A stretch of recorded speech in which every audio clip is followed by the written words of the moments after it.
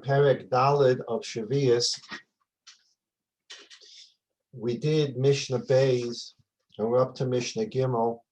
I just want to read Mishnah Beis quickly because of the two important concepts that we learned from Mishnah Beis. Page 433 in the Mishnah Behira. Sodesh and his kavitza, a field that the owner removed thorns during Shviis. You're not allowed to do it, it's rabbinically prohibited. Tizara b'motzoi Shviis. Such a field can still be planted in the 8th year. In other words, there are things that a person does during Shemitah to his field, and the Chachamim issued a knas, a penalty, that such a person, for having violated Shemitah, he cannot plant his field in the 8th year. We spoke about the question, why, how is this knas going to be effective? The person already violated either rabbinic or maybe even a biblical rule against working the field in Shemitah. He already did that. And now the Chacham say, well, a penalty, you can't plant your field in the 8th year. Why is he going to listen in the 8th year to the penalty if he didn't listen in the 7th year to the rules?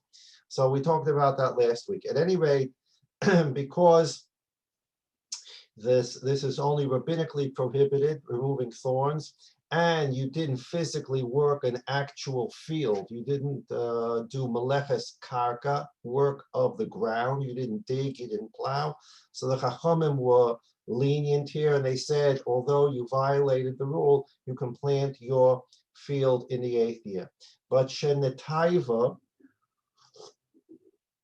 but a field that the owner made very good during Shemitah. We learned what very good means. There came a point in time where in for example, the Romans controlled Eretz Yisrael, and you had to pay them taxes from the produce of your field.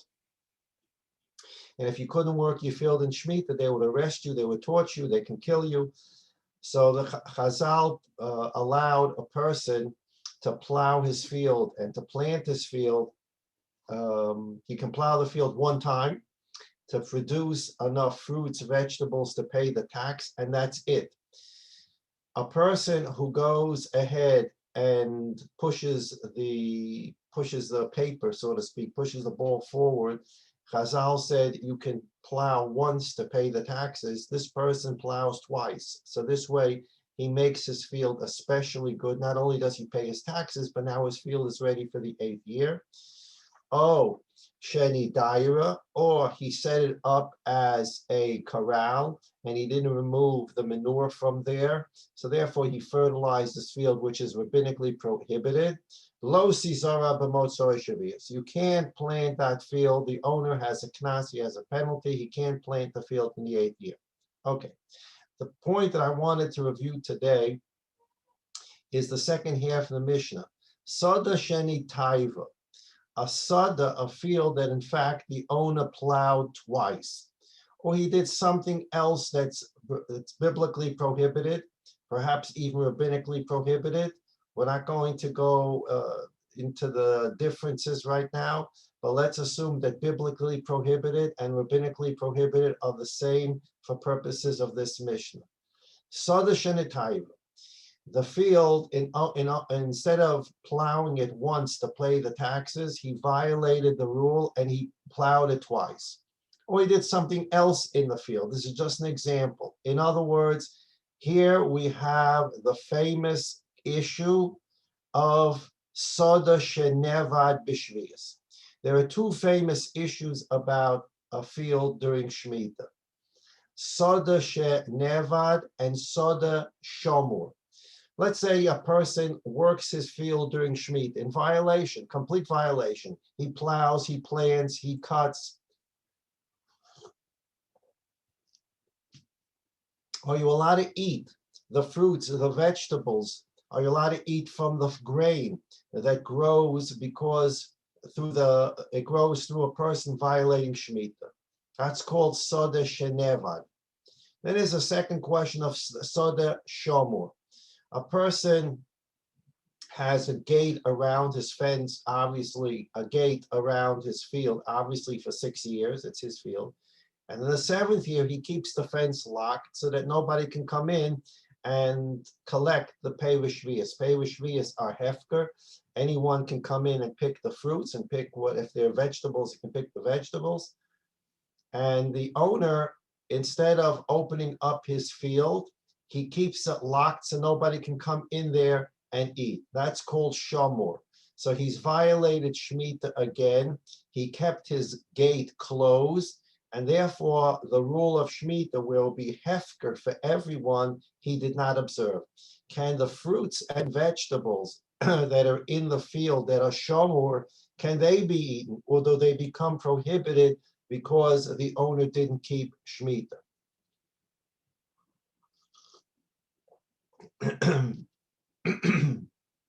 So this is a machlokes Beis Shammai and Beis Hillel.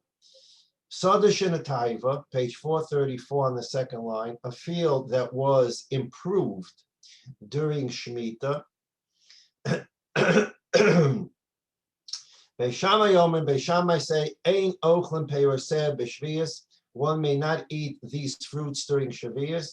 There's a question whether Beis Shammai means the owner can't eat it, but others can, or it means no one can eat it, but we'll leave that to when we get to the halachas of Shvius.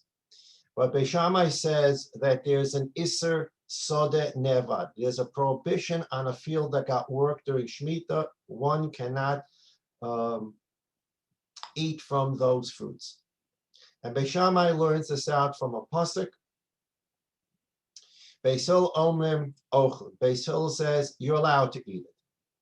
Beis Hillel says that the pasuk Beis Shammai is referring to is discussing something else completely, and therefore, since there's no pasuk in the Torah that says you can't, therefore you can. The Torah says the Torah says you can't work your field during Shemitah. The Torah doesn't say, and if you work your field during Shemitah, it becomes chazer or becomes treif and you can't eat it. The Torah says you can't do it. So if somebody works his field during Shemitah, it's very possible that under appropriate circumstances, Beis Din will give him malchus. He'll get 39 lashes for doing prohibited work in his field during Shemitah. But does that mean that the fruit is prohibited? You have to have a source for that. Beis Hillel says that there is no source for that. So we said we're going to now go in to open the subject of Tzvichin. Tzvichin are things that grow by themselves. A person has a grain field, and in the 6th year he cut the grain. And as he's cutting the grain, kernels fall all over the place. And then the 7th year comes and it rains, and the kernels go underground through the rain. And before you know it, during the year of Shemitah, there's grain growing in the fields. No one did anything wrong. They just popped up by themselves. So really, you're allowed to eat it. You didn't do anything. You didn't work the field. You didn't plant the field. You didn't do anything. So biblically, you're allowed to eat that grain. Chazal prohibited, rabbinically, it is prohibited to eat from that grain or those vegetables that may pop up out of the ground. Because again, we go to that sugya, that subject of Ovrei Aveira, people who didn't keep Shemitah, and people who found different ways to trick everyone into what they were doing. And so people began the process of actually planting grain and actually planting vegetables. And then when the vegetables and the grain grew, and their neighbors would say, where did this come from? How do you have grain and vegetables during Shemitah? They would say, aftergrowth, natural growth. It's from the kernels that dropped last year. I didn't do anything wrong.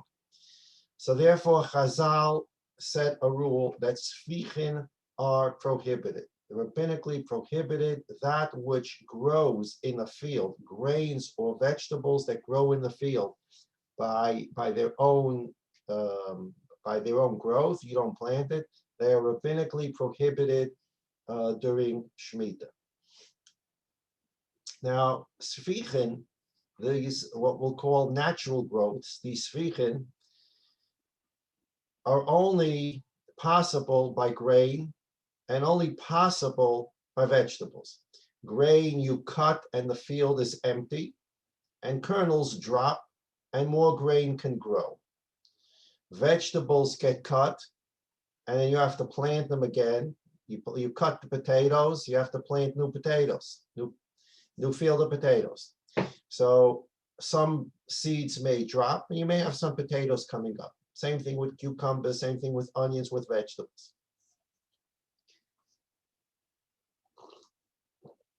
There is no Gezerah Shvichen on trees. Trees do not have aftergrowths. You have a tree, it has pomegranates. You pick the pomegranates. The pomegranate seeds don't fall into the ground and a tree pops out. What do I mean by that? In the 6th year, you can cut your grain and kernels drop to the ground. And within a few months in the 7th year, you have grain popping out of the ground that you didn't plant. You can cut your potatoes and your vegetables in the 6th year, and some seeds fall to the ground. And a couple of months later, in the 7th year, you have potatoes and vegetables in your field that you didn't plant.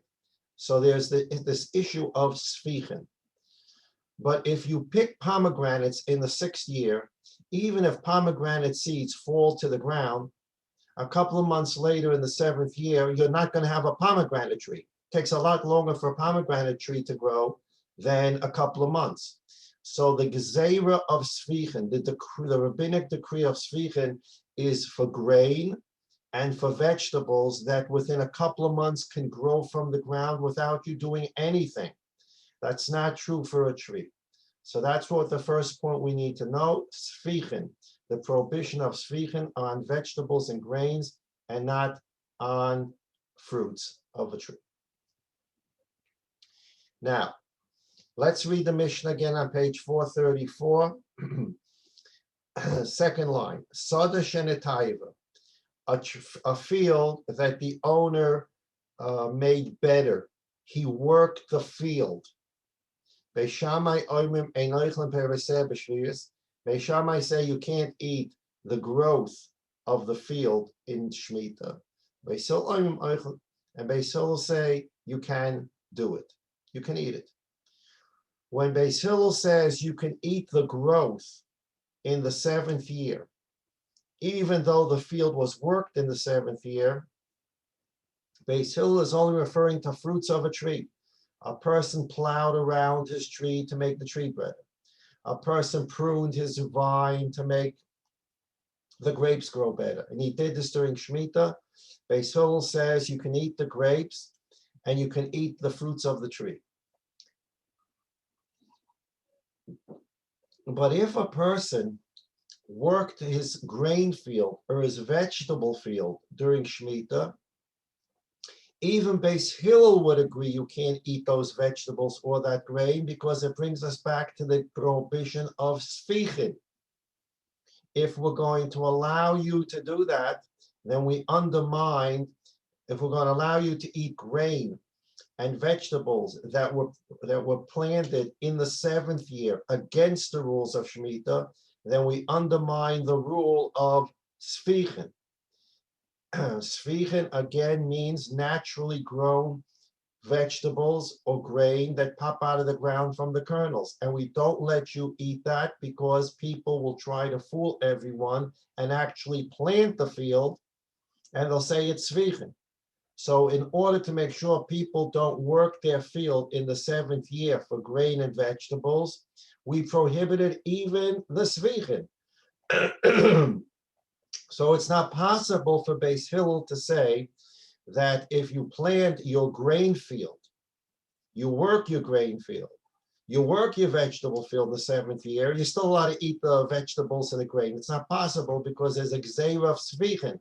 Even if it pops out naturally, you're not allowed to eat it, so that people won't say that that it came out naturally, but in fact he planted it. So it's a complete prohibition on the vegetables and grains that grow during Shviis.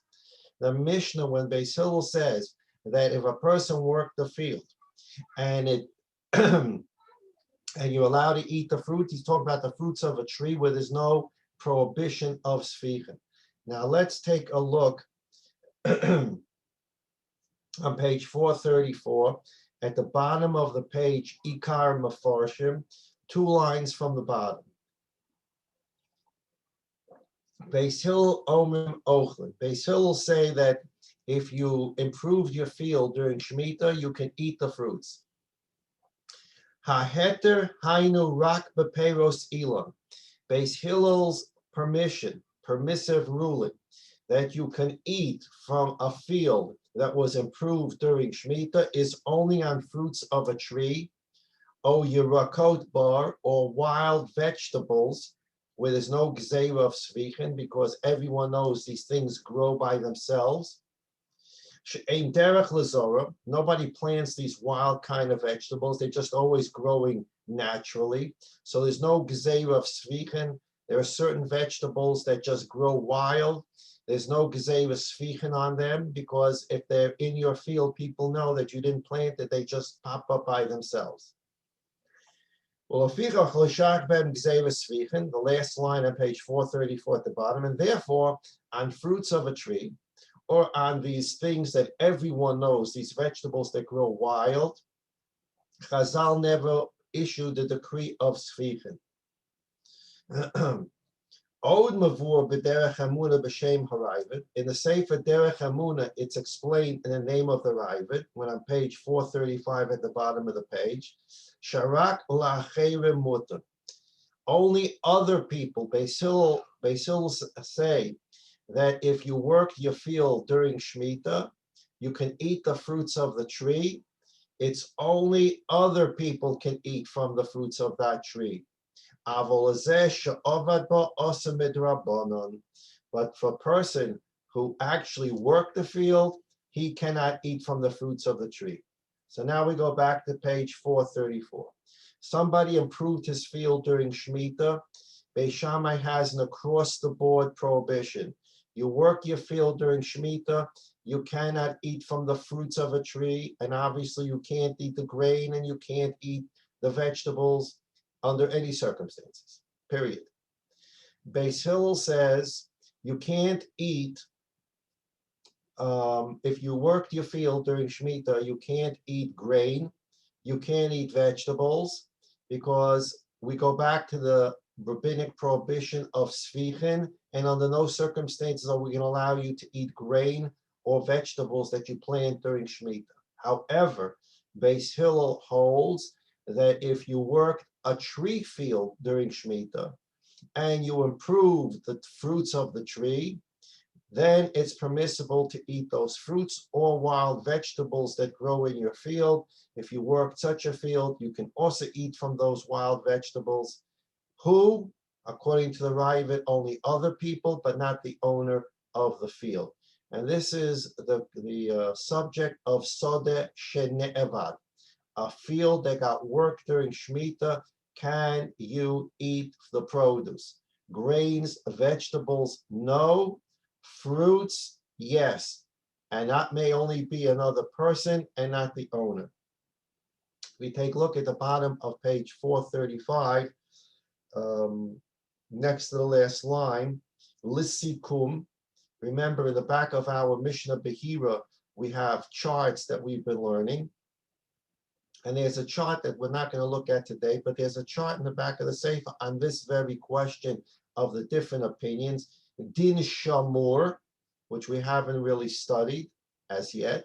What is the halacha of a field that was guarded? Instead of the person opening his gates so that people can come in and freely collect the fruits from his garden, which he's required to do during Shemitah, he keeps it locked up so that only he can eat and his family, and no one can come in. That's the question of Shamur. Are those fruits prohibited? The last line, V'nevad, and the question of a field that was worked during Shemitah, which is what we just discussed. Ayin sikumim v'tavla'ot tavla mispahei. Take a look at the chart number 5 in the back of the Sefer, which we're not going to take a look at today. So this is one of the famous, these are two of the famous questions about Shviis. A soda that's shamur, guarded, you didn't open the gate, and a soda that's nevad, that you work, can the fruits be eaten. The issue of shamor comes up in our gardens because there are people that have gardens where the only way to get into the garden is to walk through the apartment, and then the apartment has a door that goes into the garden. And in the garden, you're growing all kinds of, you have all kinds of trees, dates, olives, whatever you have in your garden, and nobody can get into the garden because it's completely closed. The only way to get into the garden is walking through your apartment. What do you do to make sure you are complying with the rules of Shemitah so that people can come and take those fruits? If they cannot come and get the fruits, you have a shaila of shomor and whether you're allowed to eat those fruits. So we'll go into gardens when we get to Rav Rimon Sefer and Halacha, how you make sure that you're observing the laws of Shemitah and that you don't run into a problem of shomor, that your garden remains guarded in violation of Shemitah.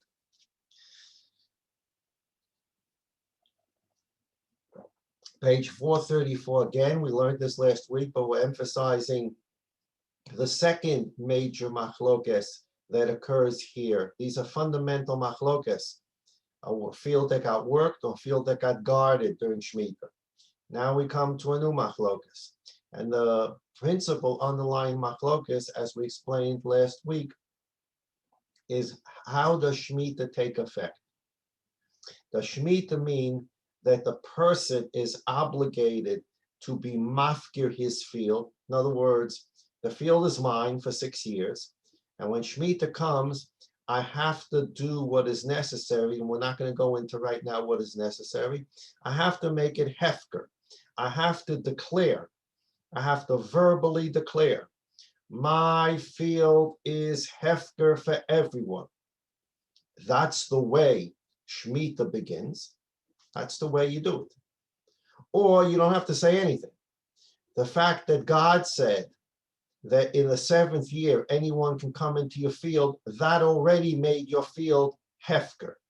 So it's a question, is it a person's required to make the hefker, or has God done it and you don't need to do anything? This is the underlying machlokes here. One of the underlying machlokes here, again, between Beis Shammai and Beis Hillel. Page 434. Beis Shammai omrim, Beis Shammai say, ein ochlim perish Shviis betova. This is the girsa in our Mishnah. There are other girsos. There are other ways this Mishnah was written, different chalufei girsos. This is how our Mishnah is printed. Beis Shammai says you're not allowed to eat from perish Shviis with a thank you. The owner of the field opened his gates as he's supposed to.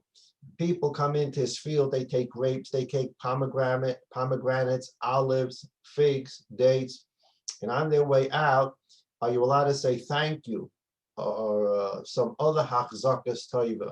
Can you drop a 5 shekel coin into the hands of the owner of the field?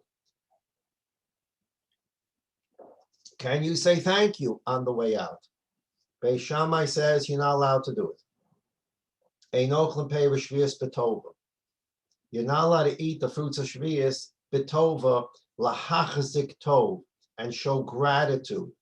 Because if you say thank you on the way out, you're leaving everyone with the impression, including the owner, that he still owns the field and he is the one that's giving you permission to take fruits from his field.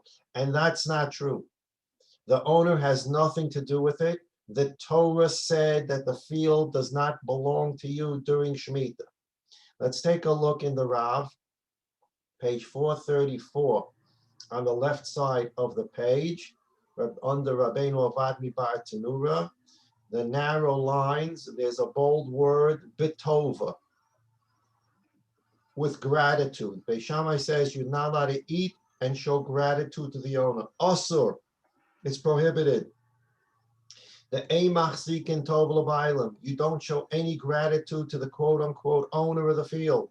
The Rachmana Afkarinu, the Torah says it's hefker, it's not his. By saying thank you to the owner, you're contradicting the Torah. The Torah says it's not his. And therefore there's no thank you. And if you say thank you, you're contradicting the Torah. And not only that, you're leaving everyone with a misimpression that the field still belongs to him. Now here we get down to the nitty gritty of Shemitah. According to Beis Shammai, we need to understand that everything that we have comes from the Ribono Shel Olam. And Ribono Shel Olam sends us what he believes in his ultimate chachma, and what he knows in his ultimate chachma is what we need in our particular circumstances in life. And that's what we have. And Shemitah comes and teaches us that even what we have is only a gift from the Ribono Shel Olam. And the Ribono Shel Olam shows us this in the year of Shemitah, the field that you worked for 6 years, I'm taking back, ki li kol ha'oretz, the Torah says, all of the world, all of the land belongs to me. And I'm now opening up the field for anyone to come in, and no one has to say thank you to you because it's not your field, it's my field, so says God. There's a tremendous lesson to walk away with from Shemitah, not just for the year of Shemitah, but for a person's whole life. Every 7 years, we're taught that that which we own was given to us by the Ribono Shel Olam. The Ribono Shel Olam can take it away. He can give us more. This is the major lesson of Emunah of Shemitah. So that's Beis Shammai Shita. Beis Hillel oimrim oichlin b'toiva v'shaloi b'toiva. Beis Hillel says you can say thank you. You don't have to say thank you. There's no prohibition on saying thank you.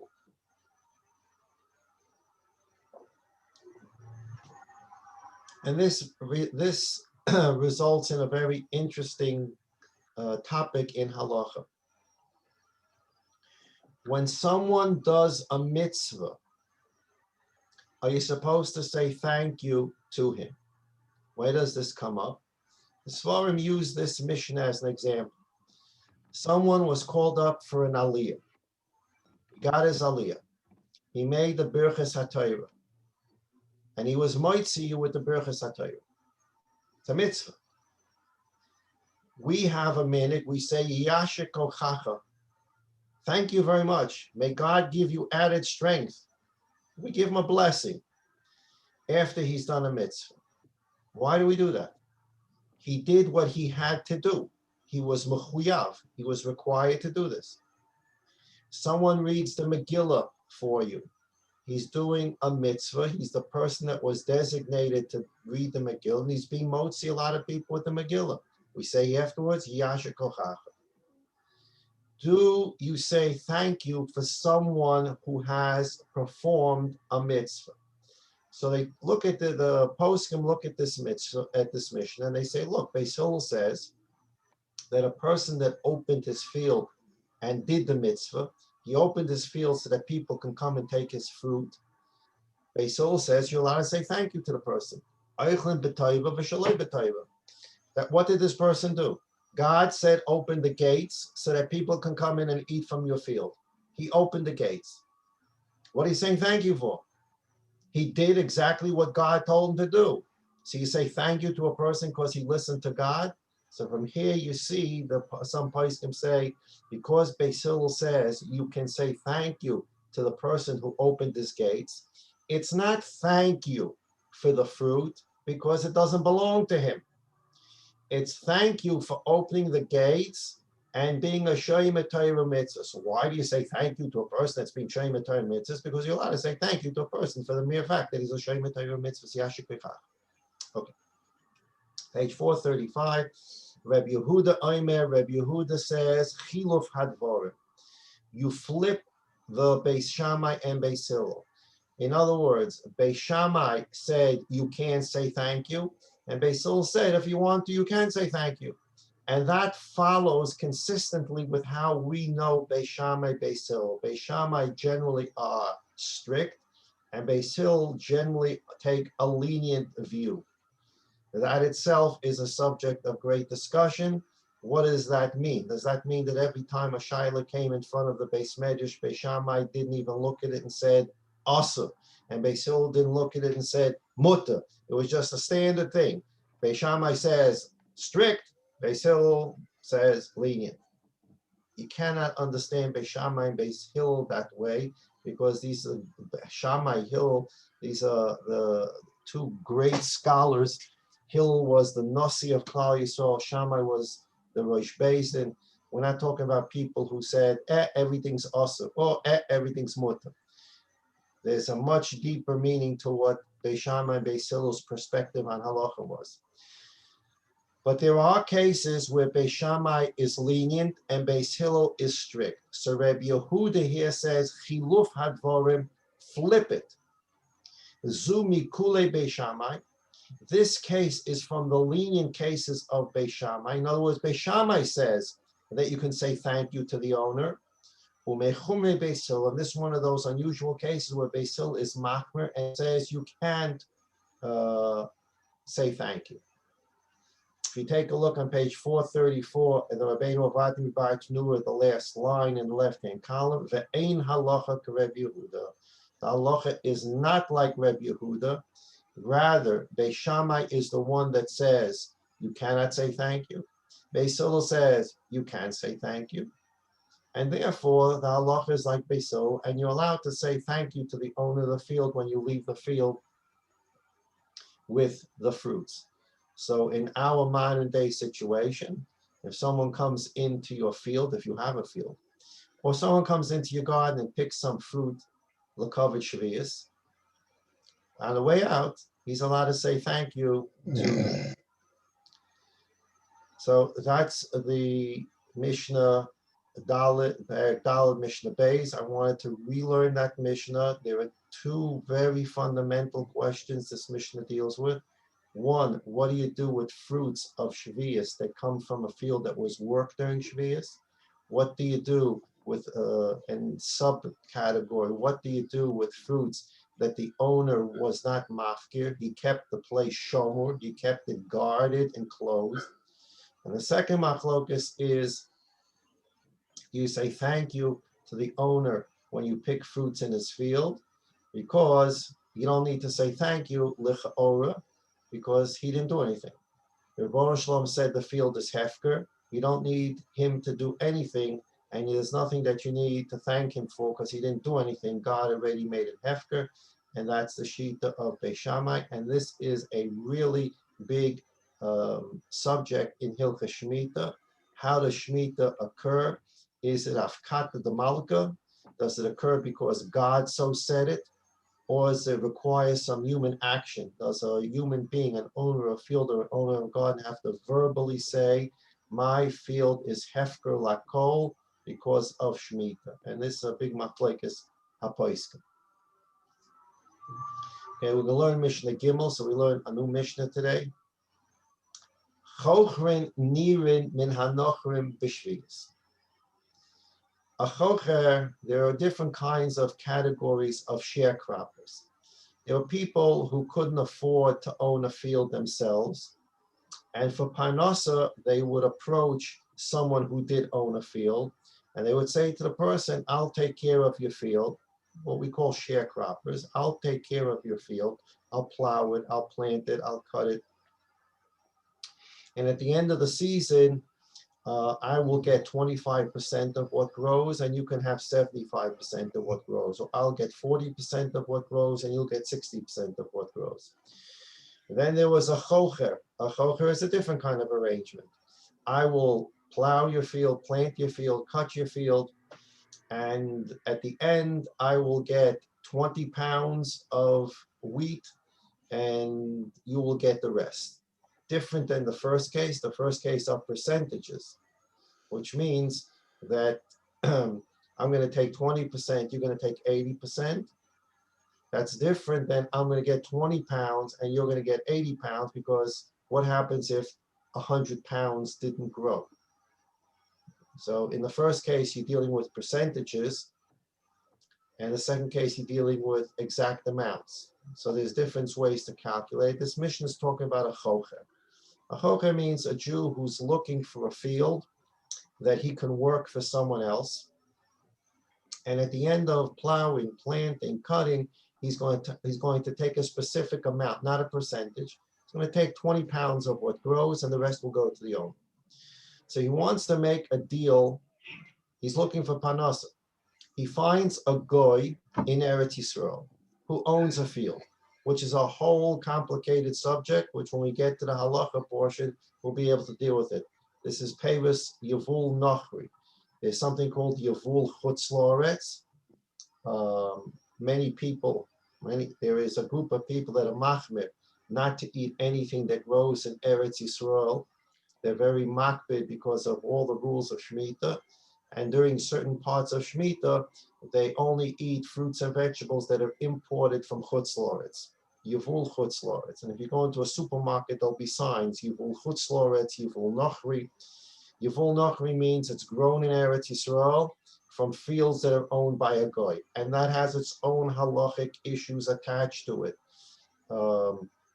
Can a goy be mafkia kedushas Eretz Yisrael? So what? So a goy owns the field. The field still has the sanctity and the kedusha of Shviis. Can a goy, by owning a field in Eretz Yisrael, remove the sanctity of Shemitah, and therefore what he grows in his field is not kedusha Shviis? Right. So that's a whole separate discussion. Can a goy remove the kedusha of Eretz Yisrael from a field that he owns? So without going into all those shilas, the Mishnah is talking here about a yid. He's looking for panasa. He finds a goy who owns a field in Eretz Yisrael, and it's Shemitah. And he wants to make a deal with the goy. He says to the goy, listen, next year in the 8th year, I'm willing to set up a deal with you. I'll plow the field, I'll plant the field, I'll cut the field, and I'll get 20 pounds of what grows and you get the rest. Are you allowed to make such a deal with a goy during Shemitah? Why? Because by making this deal with the goy during the 7th year, that will encourage the goy to work his field and to do all kinds of things in his field during the 7th year.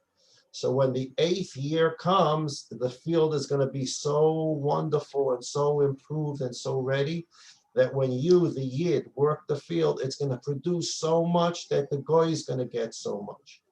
Or because it's such a good field, the yid is going to have to pay, quote unquote, a higher rent.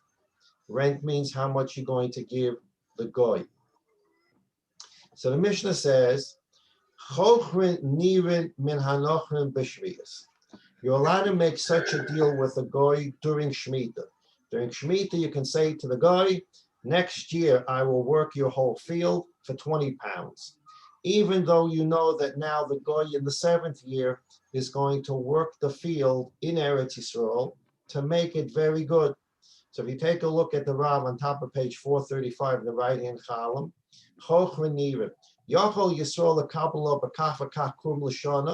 a Jew can take upon himself that he will work the field for a specific amount for the year.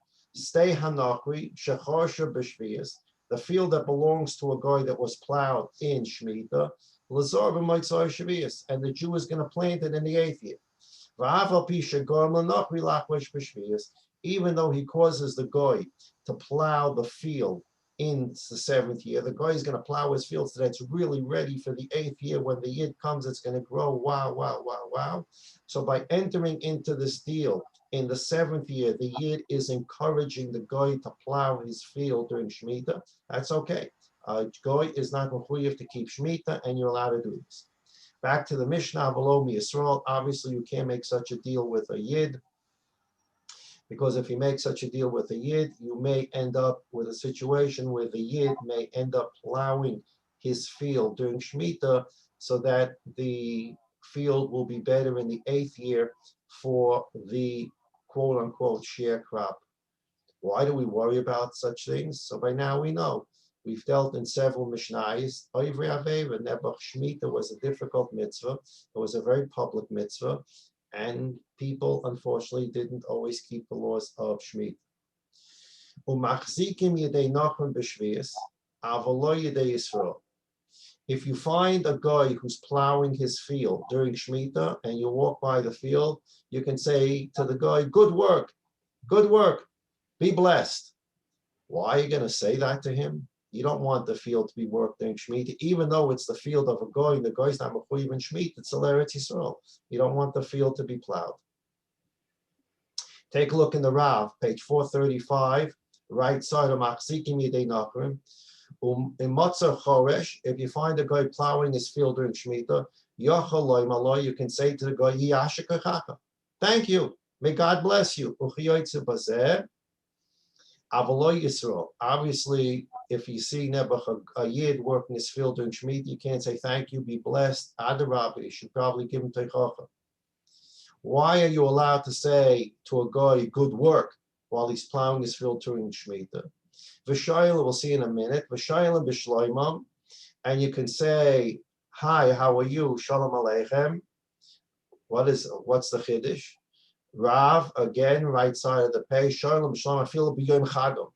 Even on a Gentile avodah zarah holiday, you're allowed to say good morning. You're even allowed to say the word shalom. And here is a double chiddush. First of all, the word shalom is one of God's names. We're allowed to utter it, but it is one of God's names. So here you're saying shalom to a goy. And not only that, it's not a regular day. It's Xmas. It's an avodah zarah day. Or in the olden times, the first Mishnah in Masechta Avodah Zarah deals with all kinds of prohibitions on Gentile holiday, the days before the Gentile holiday. You're not allowed to do anything that would cause a goy to thank his avodah zarah on the holiday. So without going into Masechta Avodah Zarah, for example, within a few days before a Gentile avodah zarah holiday, you would not, if a Yid, Reuven owes Bobby $100, Reuven should not pay Bobby back that $100 within a few days, 3 days, within 3 days before, let's use Xmas as an example. Yeah, just imagine Xmas being, and not hard to imagine in those days, imagine Xmas being an avodah zarah holiday. Today it's not a holiday at all, it's just a time to shop. But imagine when Xmas was or is considered an avodah zarah holiday. So Reuven owes Bobby $100. Within 3 days of Xmas, Reuven should not pay Bobby back that $100 because Bobby's going to be so happy that the Jew paid him back the $100 within the 3 days. When Xmas comes, when he goes to his avodah zarah temple, he's going to thank his avodah zarah. Thank you for this, and thank you for that, and thank you for that. And Reuven gave me back my $100. Thank you for making him do that. So you, Reuven, caused the Bobby to say thank you to an avodah zarah. So we stay away from doing certain things with a goy around their holiday season, so that we don't cause the goy to say thank you to his avodah zarah for what we did. Here we have a chiddush. Shoylim b'shloimam, the Rav says, afilu b'yom chagam. You're walking down the street and it's Xmas. Imagine Xmas again being an avodah zarah holiday, and you're allowed to say shalom. You're allowed to say good morning. You're even allowed to say shalom.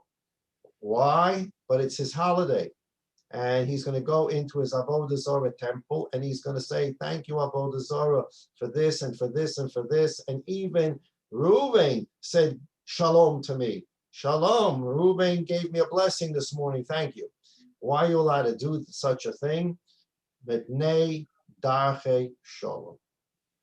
Because to keep peace with the goyim, we're not interested in getting into arguments with them.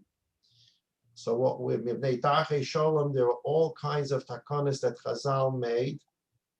Now, some people want to learn Darchei Shalom is we don't want goyim to kill us. That is not what this Mishnah means. If you see a goy working his field in Eretz Yisrael and you just walk by and you don't say anything to him, he's not going to kill you. But you're allowed to walk by the field as he's working the field in Eretz Yisrael in Shemitah and say, good job, keep up the good work. Dache Shalom. We want to keep peaceful relationships with Goyim to the extent that we can, in a place that doesn't violate the Torah. And that's the last Rambam we learned. And when we're learning Hilchis Chanukah, the Rambam says, Kol ha-Torah kula le'nitna elas shalom ba'olam. The whole Torah was given to the Jewish people to teach us, so that we can be teachers for the rest of the world, how to make peace. Shenema d'racher da'achei noyam v'chol nasiv oiseh shalom. All paths of the Torah lead to shalom. When we finish Ashmoyne Esrei, we have 19 brachas. The last bracha is the pinnacle bracha, shalom. We end off the last thing we ask God for, Hamavarches Amo Yisrael Bashalom, bless us with peace. The whole Torah was given to make peace, and Chazal saw this as such an important rule that they were allowed certain things to be done when they dache shalom. This is just a Mishnah here in Shemitah. There's an entire sugya Masechta Gittin of things that can be done under certain circumstances. You can give tzedakah to a guy. If you have a guy who needs to be buried, you can bury him. All these things are mipnei dache shalom, to keep peace in the world. And not only to keep peace in the world, to teach the world that Jews are peaceful people, and to teach the world that the whole world needs to be peaceful with each other.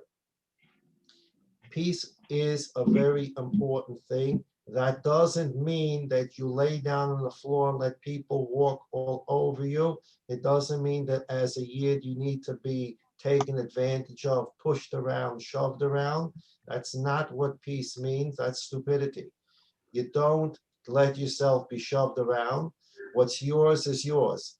If you're walking down the street you're a Yid, you're walking down the street, and a guy comes over to you and says, I want your watch, you don't have to give him your watch. That's ridiculous. If Goyim want to take away pieces of Eretz Yisrael from us, we don't have to say, sure, take it. Dache Shalom has its own parameters. And here Chazal is saying that there are certain innocent, basic things you can do. Good morning, hello. Rabbi Yochanan, the Gemara says, would say good morning to every guy. Dache Shalom. You're walking by a field that's being worked during Shemitah. Okay, it belongs to a guy. Keep up the good work. So that's Dache Shalom. It's a sugya in itself, Masechta Gittin. But here we get an example that comes up in this Mishnah because of Shemitah.